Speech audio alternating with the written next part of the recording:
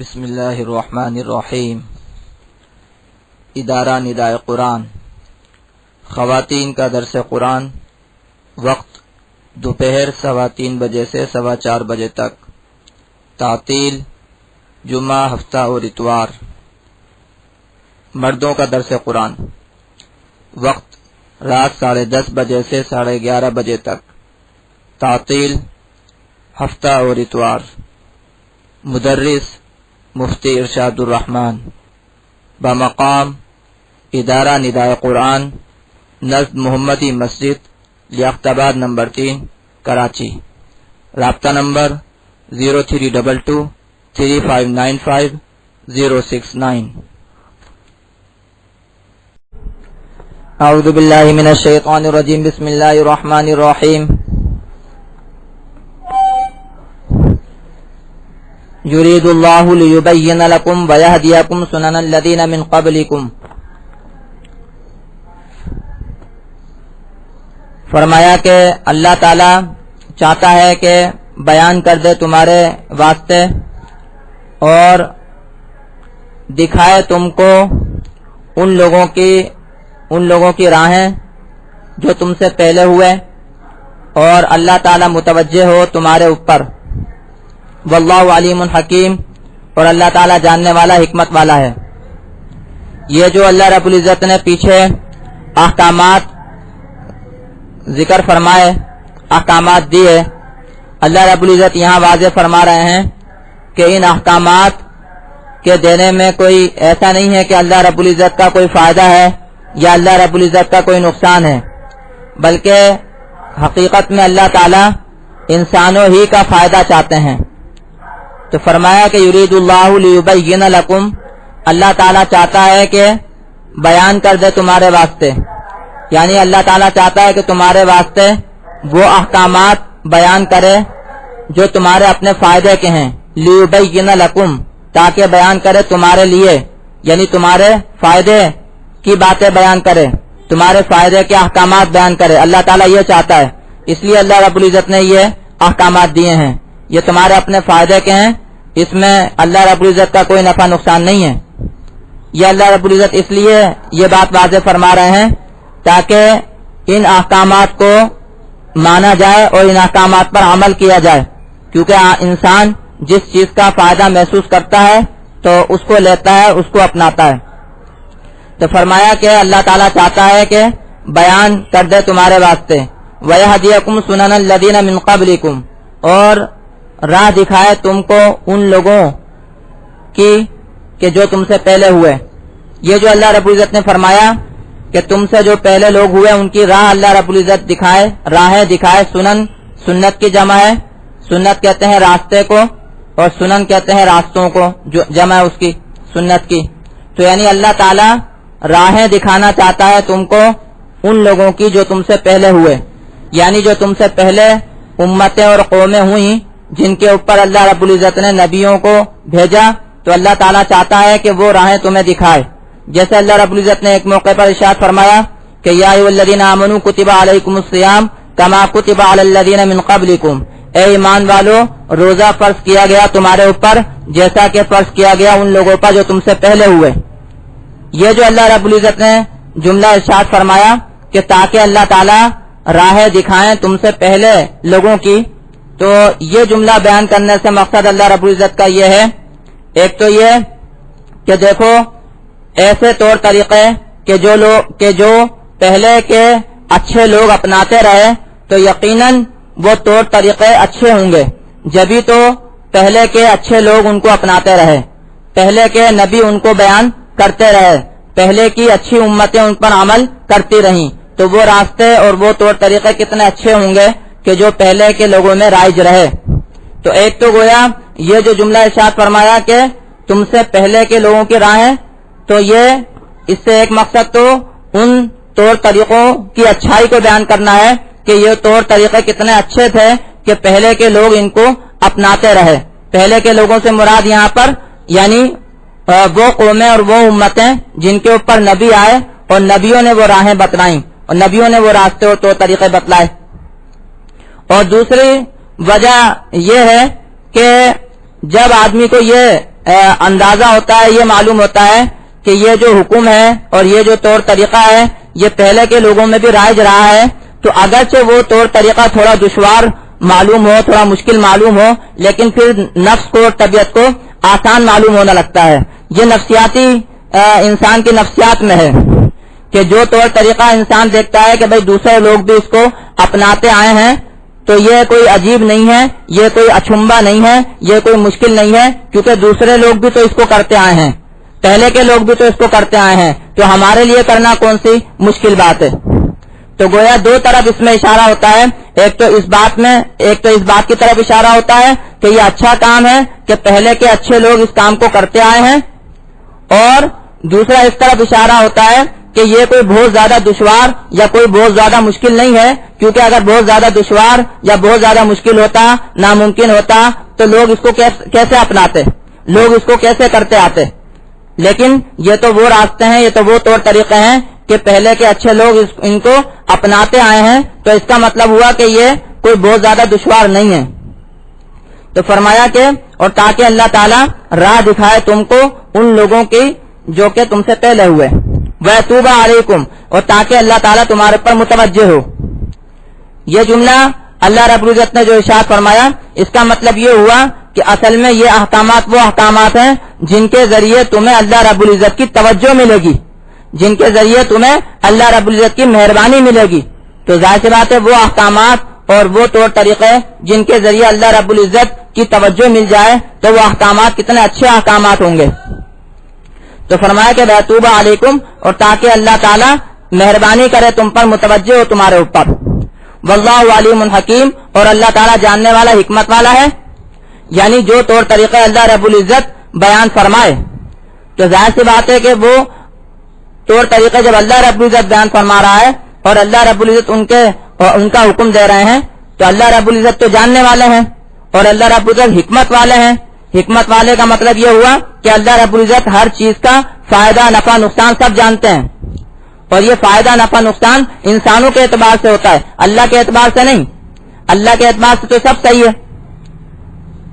تو اللہ تعالیٰ جاننے والا حکمت والا ہے. جو احکامات اللہ رب العزت نے دیے ہیں, اللہ رب العزت جانتے ہیں کہ یہ احکامات کیسے ہیں, ان میں کیا فائدہ ہے کیا نقصان ہے.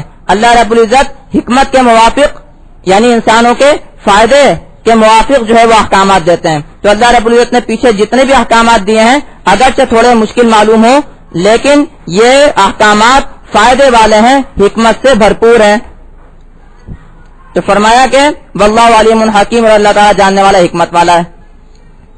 آگے فرماتے ہیں واللہ یرید ان یتوب علیکم, اور اللہ تعالیٰ چاہتا ہے کہ متوجہ ہو تمہارے اوپر. یہاں پر اس کو اللہ رب العزت نے دوبارہ ارشاد فرمایا, دوبارہ گویا تاکیدی الفاظ میں ذکر فرمایا کہ اللہ تعالیٰ اصل میں تمہارے اوپر مہربانی ہی چاہتا ہے. اور اس کو اصل میں اس کی تاکید اس لیے فرمائی کیونکہ آگے دوسرے لوگوں کا ارادہ بھی اللہ نے ذکر فرمایا. یہاں پر یہ جو فرمایا کہ اللہ تعالیٰ مہربانی چاہتا ہے, حالانکہ پہلے بھی یہ جملہ گزر گیا, لیکن یہاں پر اس وجہ سے ذکر کیا کیونکہ آگے دوسرے لوگوں کا ارادہ بھی ذکر فرما رہے ہیں. تو دوسرے لوگوں کے ارادے کے بالمقابل اللہ رب العزت کا ارادہ پہلے ذکر فرما دیا کہ اللہ تعالیٰ تو چاہتا ہے کہ اللہ تعالیٰ تمہارے اوپر مہربانی کرے, لیکن وَيُرِيدُ الَّذِينَ يَتَّبِعُونَ الشَّهَوَاتِ أَن تَمِيلُوا مَيْلًا عَظِيمًا, اور وہ لوگ جو کہ خواہشات کی پیروی کرتے ہیں وہ لوگ چاہتے ہیں کہ تم جھک جاؤ, بڑا جھک جانا, کہ تم بہت زیادہ جھک جاؤ, تم بہت زیادہ راستے سے بھٹک جاؤ. تو ایک طرف تو اللہ کی چاہت ہے اور ایک طرف برے لوگوں کی چاہت ہے, ان لوگوں کی چاہت ہے جو خواہشات کی پیروی کرتے ہیں. تو اب اس سے اندازہ لگایا جا سکتا ہے کہ کس کی چاہت بہتر ہوگی. اللہ رب العزت جو چاہتا ہے مہربانی فرمانا تو وہ بہتر ہوگا, یا جو لوگ اپنی خواہشات کی پیروی کرتے ہیں, جو لوگ اپنا مفاد چاہتے ہیں, ان کی خواہشات کی پیروی کرنے میں فائدہ ہوگا. تو ظاہر سی بات ہے کہ اللہ تعالیٰ کی چاہت, اللہ تعالیٰ جو مہربانی کرنا چاہتے ہیں اس کی پیروی کرنے میں بھلائی ہے. فرمایا واللہ یرید ان یتوب علیکم, اور اللہ تعالیٰ چاہتا ہے کہ متوجہ ہو تمہارے اوپر, مہربانی فرمائے تمہارے اوپر. وَيُرِيدُ الَّذِينَ يَتَّبِعُونَ الشَّهَوَاتِ أَن تَمِيلُوا مَيْلًا عَظِيمًا, اور وہ لوگ جو کہ خواہشات کی پیروی کرتے ہیں وہ چاہتے ہیں کہ تم جھک پڑو بہت زیادہ جھکنا, یعنی تم بالکل راستے سے دور ہٹ جاؤ, راستے سے دور بھٹک جاؤ. آگے اللہ تعالیٰ فرماتے ہیں یرید اللہ ان یخفف عنکم وخلق الانسان ضعیفا, اللہ چاہتا ہے کہ ہلکا کرے اللہ تعالیٰ تم سے, اور انسان کو پیدا کیا گیا کمزور. یہاں اللہ نے واضح کر دیا کہ یہ جو احکامات ہیں یہ احکامات کوئی مشکل احکامات نہیں ہیں. اللہ تعالیٰ کوئی دشواری اور مشکل پیدا کرنا نہیں چاہتا. اللہ تعالیٰ انسان کی طبیعتوں کو جانتا ہے, اللہ تعالیٰ انسان کی فطرت کو جانتا ہے. اسلام جو ہے یہ دین فطرت ہے.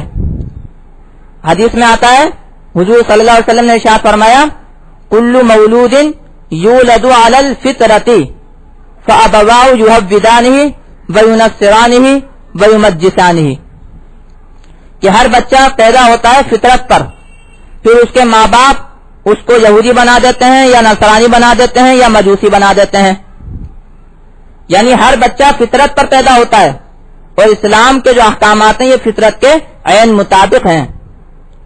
تو جو احکامات فطرت کے مطابق ہوں, انسان کی طبیعت کے مطابق ہوں, تو یقیناً وہ احکامات آسان ہوں گے, ان کا کرنا آسان ہوگا. تو اللہ تعالیٰ تو چاہتا ہے کہ اللہ تعالیٰ ہلکا کرے تم سے, یعنی اللہ تعالیٰ تمہیں آسان احکامات دیتا ہے, وہ احکامات جن پر تم آسانی کے ساتھ عمل کر سکو. آپ پیچھے دیکھ لیں کہ اللہ رب العزت نے انسانی ضرورتوں کے اعتبار سے جن سے ضرورت ہے, کھانے پینے کی ضرورت ہے, مختلف قسم کی انسان کے ساتھ ضرورتیں لگی ہوئی ہیں, ان تمام کے اعتبار سے اللہ رب العزت نے بہترین احکامات دیے ہیں. انسان کو مال کی بھی ضرورت ہوتی ہے, انسان کو مختلف چیزوں کی ضرورت ہوتی ہے, کس کے اندر کیا کرنا ہے, کس کو کیسے استعمال کرنا ہے, کس کے ساتھ کیسے تعلقات بنانے ہیں. اللہ رب العزت نے اس کے اندر جو احکامات دیے ہیں وہ انسان کے اپنے فائدے کے ہیں اور آسان احکامات ہیں, مشکل نہیں ہیں.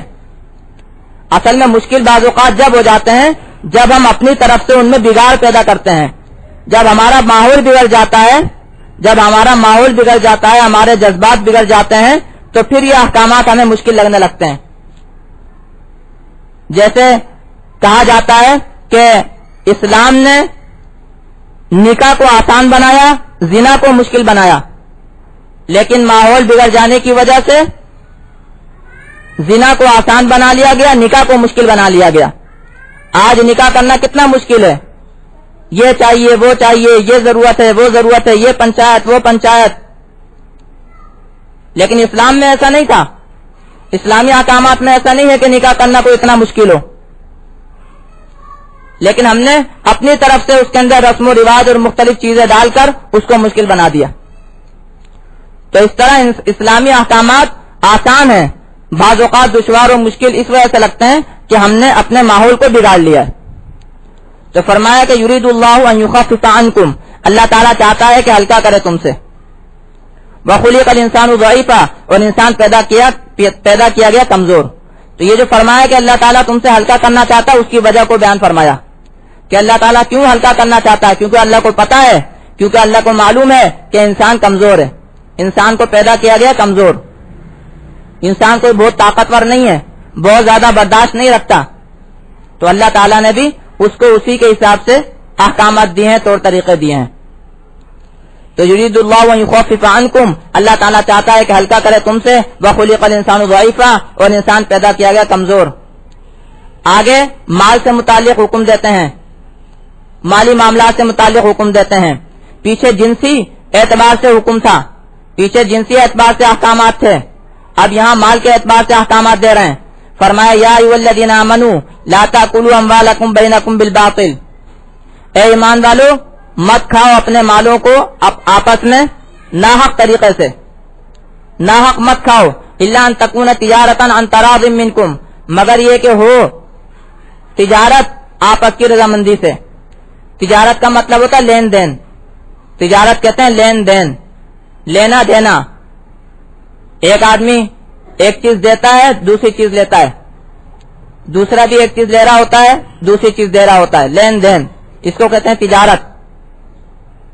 تو اور وہ تجارت جو آپس کی رضامندی سے, عن تراض منکم, یہ ایک بڑا ذریعہ ہے, اس لیے اس کو بیان فرمایا. ورنہ مثال کے طور پر سروسز, خدمات, یہ بھی ایک جائز کمانے کا طریقہ کار ہے کہ آدمی اپنی خدمات پیش کرتا ہے, اپنی خدمات دیتا ہے اور اس کے عوض میں اجرت لیتا ہے. تو یہ بھی ایک طریقہ ہوتا ہے کمانے کا. تو فرمایا کہ باطل طریقے سے, ناحق طریقے سے, جھوٹ کے طریقے سے آپس میں ایک دوسرے کا مال مت کھاؤ, بلکہ تجارت یعنی لین دین ہو آپس کی رضامندی سے. تو میں نے بتایا یہاں پر جو ایک بڑا ذریعہ ہے کمانے کا اس کو بیان کیا, بنیادی جو ذریعہ اس کو بیان کیا. اب مثال کے طور پر جو صنعتیں لگتی ہیں, صنعتکاری جو ہوتی ہے, اس کے اندر بھی جو بڑا مقصد ہوتا ہے وہ تو لین دین کا ہی ہوتا ہے نا. مثال کے طور پر کارخانہ ہے, فیکٹری کوئی چیز بنا رہی ہے, تو اس کا آگے آگے کیا ہوگا, اس کی وہی تجارت ہی تو ہوگی, لین دین ہوگی نا اس کی بھی. اسی طریقے سے مثال کے طور پر کسان جو کچھ پیداوار حاصل کر رہا ہے تو سارا خود تو نہیں کھائے گا, اس کے بھی آگے لین دین ہوگی, آگے اس کی تجارت ہوگی. تو تو دیکھا جائے تو مال کمانے کا جو بڑا ذریعہ ہے, وہ بڑا طریقہ ہے, وہ یہی تجارت ہے, یعنی کہ لین دین ہے. سروسز جو ہیں یہ بھی مال کمانے کا ایک ذریعہ ہے, لیکن یہ ایک ضمنی ذریعہ ہوتا ہے. اور اگر گہرائی سے دیکھا جائے تو اس میں بھی لین دین ہے, کیونکہ اس میں ایک طرف سے سروس دی جا رہی ہوتی ہے, خدمات دی جا رہی ہوتی ہیں اور عوض لیا جا رہا ہوتا ہے. اور دوسری طرف سے دیکھیں تو جس نے اجرت پہ رکھا ہوتا ہے, ملازمت پہ رکھا ہوتا ہے, تو وہ گویا عوض دے رہا ہے اور خدمات لے رہا ہے. تو بہرحال لین دین کے جو طریقہ کار ہیں ان کے حساب سے ٹھیک ہے ایک دوسرے کا مال کھانا. اور آگے فرماتے ہیں وَلَا تَقْتُلُوا أَنفُسَكُمْ, اور ایک آپ وَلَا تَقْتُلُوا أَنفُسَكُمْ, اور اپنے نفسوں کو قتل مت کرو. اس جملے کی مناسبت آپ یہاں دیکھیں ذرا, یعنی پیچھے تو بیان ہوا مال کے متعلق کہ مال مت کھاؤ آپس میں ایک دوسرے کا ناحق طریقے سے, مگر یہ کہ ہو تجارت آپس کی رضامندی سے. وَلَا تَقْتُلُوا أَنفُسَكُمْ, اور اپنے آپ کو قتل مت کرو, اپنے نفسوں کو قتل مت کرو, یعنی ایک دوسرے کو مت مارو. تو اب اس کا پیچھے سے کیا جوڑ ہے, تو اس کے دو جوڑ سمجھ میں آتے ہیں. ایک تو یہ سمجھ میں آتا ہے کہ پیچھے گویا مال کا ذکر ہے, اب جان کا ذکر ہے, کہ جس طرح مال میں غلط طریقے سے تصرف نہیں کیا جا سکتا اور اس سے روکا گیا, اس کو منع کیا گیا کہ کسی کے مال میں غلط طریقے سے تصرف مت کرو, تو اسی طریقے سے کسی کی جان میں بھی غلط طریقے سے تصرف مت کرو.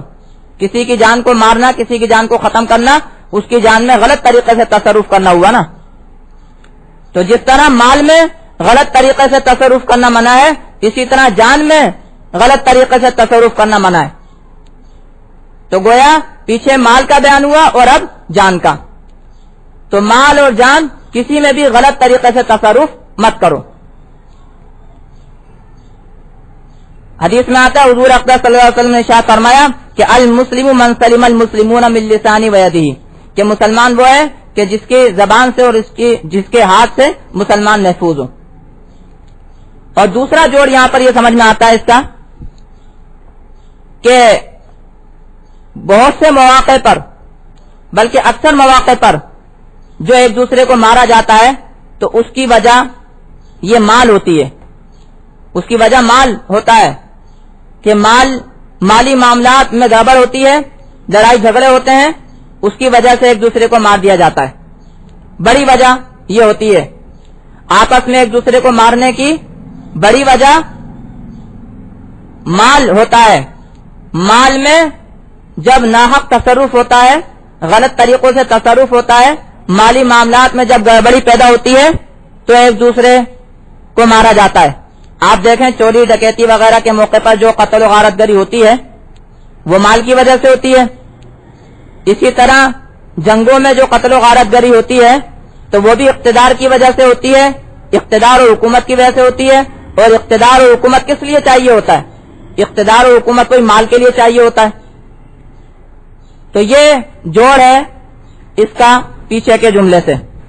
تو فرمایا ولا تقتلوا انفسکم، اور اپنے نفسوں کو قتل مت کرو، یعنی ایک دوسرے کو قتل مت کرو. ان اللہ کان بکم رحیما، بے شک اللہ تعالیٰ تمہارے اوپر مہربان ہے. اللہ تعالیٰ تمہارے کو وہ احکامات دے رہا ہے جس سے تمہارے اوپر رحم ہو. یہ جو احکامات دے رہے ہیں اللہ رب العزت مال سے متعلق، جان سے متعلق، تو یہ تمہارے اوپر مہربانی والے احکامات ہیں. میں کئی مرتبہ بتا چکا ہوں کہ اللہ رب العزت جو احکامات دیتے ہیں یہ منطقی نتائج رکھتے ہیں، یعنی آٹومیٹک ان کے اپنے نتائج ہوتے ہیں. جو حکم دیتے ہیں اس حکم کے اپنے نتائج ہوتے ہیں، اس کے اوپر عمل کیا جائے گا تو اپنے نتائج ہوں گے، اور عمل نہیں کیا جائے گا تو اپنے نتائج ہوں گے، اور بالکل عقلی اور منطقی نتائج ہوتے ہیں. اب مثال کے طور پر فرض کریں اگر مال میں ناحق تصرف ہوگا، مالی معاملات میں گڑبڑی ہوگی، تو اس کے نتیجے میں جانی معاملات میں بھی گڑبڑی پیدا ہوگی، جان بھی ایک دوسرے کی محفوظ نہیں ہوگی، اور ان دونوں قسم کی گڑبڑیوں سے ظاہر سی بات ہے کہ سکون برباد ہوگا اور پریشانیاں بڑھیں گی. جس معاشرے میں مالی معاملات میں گڑبڑی ہوگی تو لازماً اس میں پھر جانی معاملات میں بھی گڑبڑی ہوگی، اور ان دونوں گڑبڑیوں کی وجہ سے اس معاشرے میں سکون نہیں ہوگا، پریشانی ہوگی، بدامنی ہوگی. تو ظاہر سی بات ہے پریشانی اور بدامنی جو ہے یہ کوئی اللہ کی مہربانی تو نہیں ہے، اس میں اللہ رب العزت کی رحمت تو نہیں ہے. لیکن اگر کسی معاشرے میں مالی معاملات میں گڑبڑی نہ ہو بلکہ مالی معاملات درست چل رہے ہوں تو جانی معاملات بھی درست چلیں گے، کسی کی جان بھی ضائع نہیں کی جائے گی، وہاں پر امن و سکون ہوگا، اور یہی امن و سکون اللہ رب العزت کی رحمت ہے، اللہ رب العزت کی مہربانی ہے. تو غور کر لیں جہاں پر بھی اللہ رب العزت کے جو بھی احکامات ہیں تو وہ احکامات اپنے منطقی اور عقلی نتائج رکھتے ہیں. تو یہاں پر بھی فرمایا ان اللہ کان بکم رحیما، بے شک اللہ تعالیٰ تمہارے اوپر مہربان ہے، اس لیے ایسے احکامات دیتا ہے جن سے تمہارے کو راحت و سکون ملے، اللہ رب العزت کی طرف سے رحمت و مہربانی ملے. اور اس کے برخلاف ومن یفعل ذلک عدوانا وظلما فسوف نصلیہ نارا وکان ذلک علی اللہ یسیرا، اور جو کوئی کرے یہ سرکشی سے اور ظلم سے تو پس ہم ان قریب داخل کریں گے اس کو آگ میں، اور یہ ہے اللہ پر آسان. اب آگے یہ بتا دیا کہ اگر کوئی اس کی خلاف ورزی کرے، یہ احکامات جو اللہ رب العزت نے دیے ہیں اگر کوئی ان کی خلاف ورزی کرے گا تو ہم ان قریب اس کو آگ میں داخل کریں گے. دنیا میں تو جو اس کو نقصان ہوگا، دنیا میں تو نقصان یہ ہوگا کہ ان کے اوپر رحمت نہیں ہوگی، مہربانی نہیں ہوگی، پریشان رہیں گے. اور آخرت میں کیا ہوگا کہ آگ میں داخل ہوں گے. یہاں یہ جو فرمایا کہ عدوانم و ظلما، کہ جو کوئی کرے سرکشی سے اور ظلم سے، یہ اس لیے کہ ایک تو ہوتا ہے مثال کے طور پر کوئی برائی ہو جانا غلطی سے، بھولے سے، تو وہ تو اور بات ہے.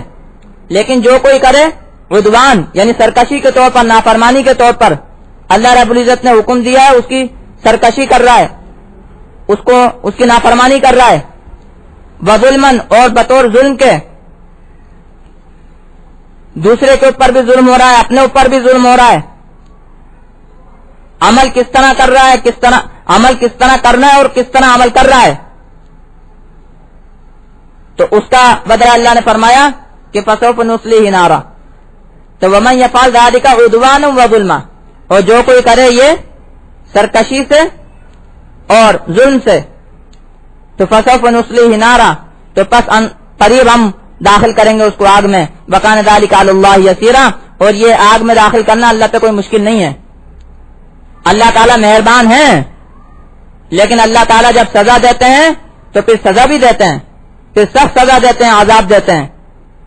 یہ جو فرمایا ان اللہ کان بکم رحیما کہ اللہ تعالیٰ تمہارے اوپر مہربان ہے، تو اس سے یہ مت سمجھنا کہ اللہ تعالیٰ تمہیں سزا نہیں دے سکتے، اللہ تعالیٰ تمہیں عذاب نہیں دے سکتے. اللہ تعالیٰ عذاب بھی دے سکتے ہیں. تو یہ آگ میں داخل کریں گے اللہ تعالیٰ آخرت میں. وَكَانَ ذَلِكَ عَلَى اللَّهِ يَسِيرًا, اور یہ ہے اللہ پر آسان. اللہ تعالیٰ ہمیں آگ سے بچائے اور اپنی مہربانی